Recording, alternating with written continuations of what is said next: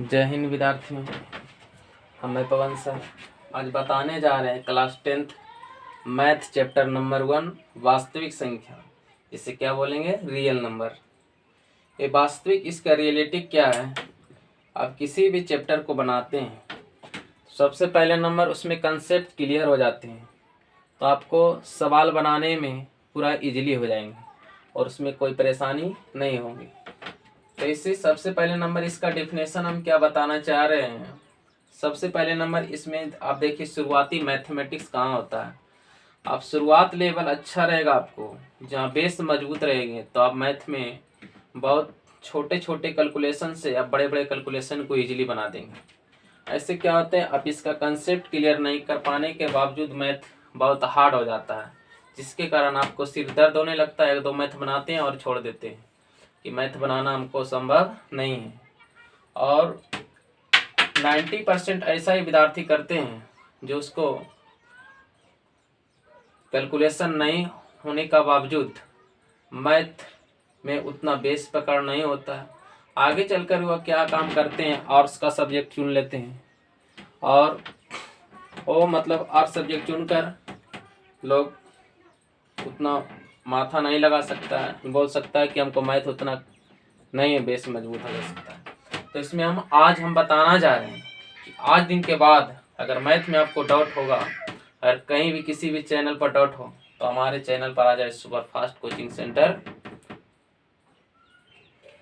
Bye Pawan sir.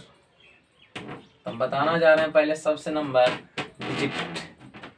Digit क्या है। तो इसको 0 से लेकर 9 तक को हम अंक बोल सकते हैं। इसका डेफिनेशन क्या हो सकता है? 0 1 2 3 4 5 6 7 8 9। अब इसमें इजीली हो गया इसका परिभाषा बनाना।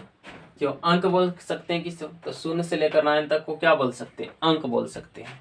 अब देखिए इसका एग्जाम्पल भी आपको क्लियर हो चुका है और इसमें डायरेक्ट इसी से परिभाषा आप निकाल सकते हैं। 0 से लेकर 9 तक को क्या बोलेंगे? अंक बोलेंगे। तो अंकों की कुल संख्या 10 हो सकती है। 0 से लेकर 9 तक ले कितने अंक? 10 को आप यही अंक से क्या बना सकते हैं? संख्या बना सकते हैं।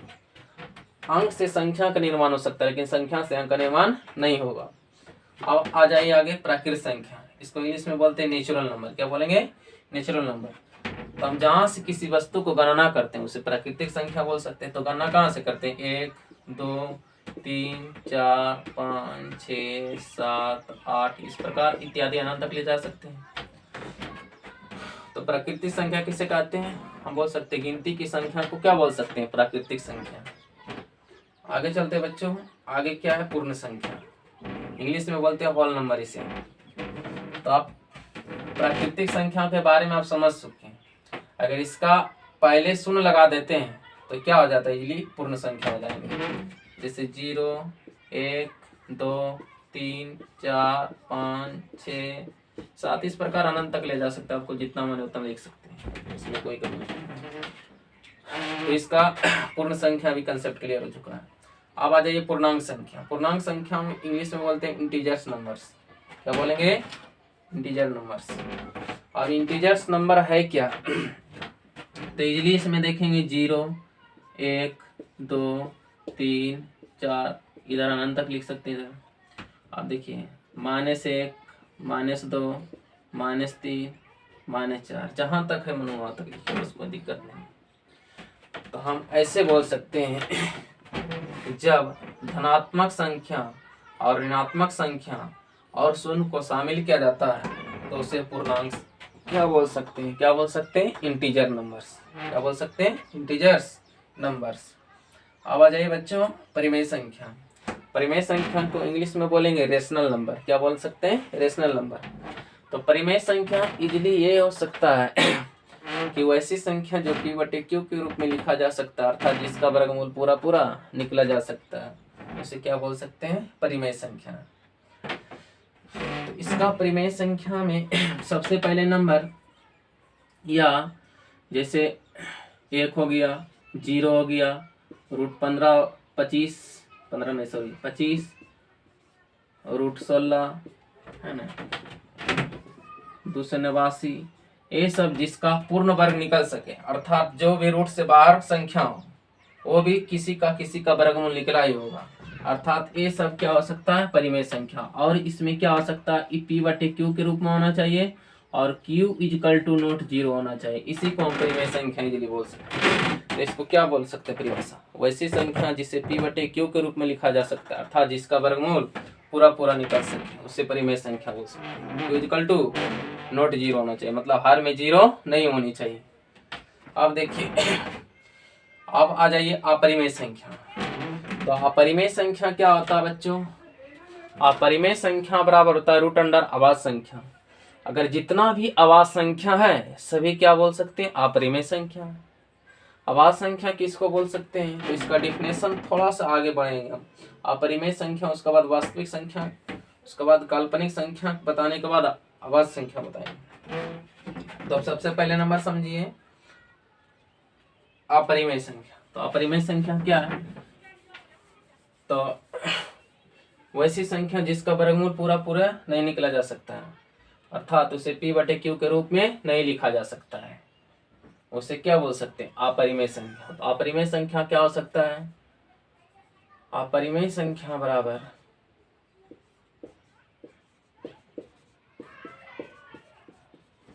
संख्या बराबर हो सकता है रूट अंडर अभाज्य संख्या। अभाज्य संख्या मतलब जितना भी अभाज्य संख्या का इसके वैल्यू आ जाएगा सभी क्या हो जाएगा, अपरिमेय संख्या। जैसे में √5, √2, √3, √11, √17, √19 इत्यादि क्या है, अपरिमेय संख्या हो सकता है।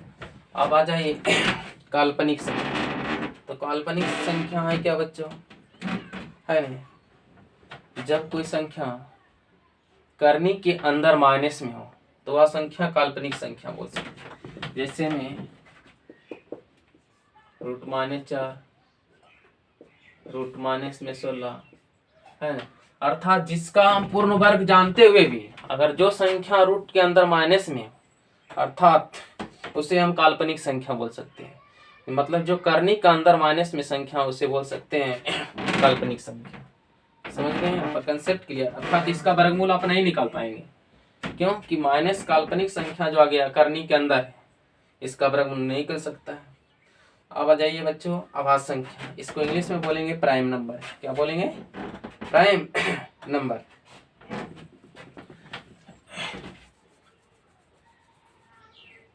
प्राइम नंबर क्या है, तो अभाज्य संख्या किसे कहते हैं, तो वैसी संख्या जो एक और अपने से छोड़कर किसी अन्य संख्या से भाग नहीं लगता उसे अभाज्य संख्या बोल सकते हैं।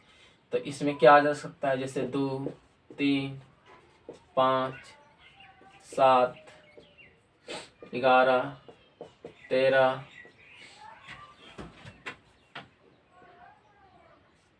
17, इस प्रकार कहाँ बहुत सारे आ जाएगा अभाज्य संख्या। आप देखिए वैसी संख्या जो एक और अपने से छोड़कर किसी अन्य संख्या से भाग नहीं लगता है उसे क्या बोलेंगे, अभाज्य संख्या। उसका अभाज्य संख्या क्या है, को प्राइम नंबर।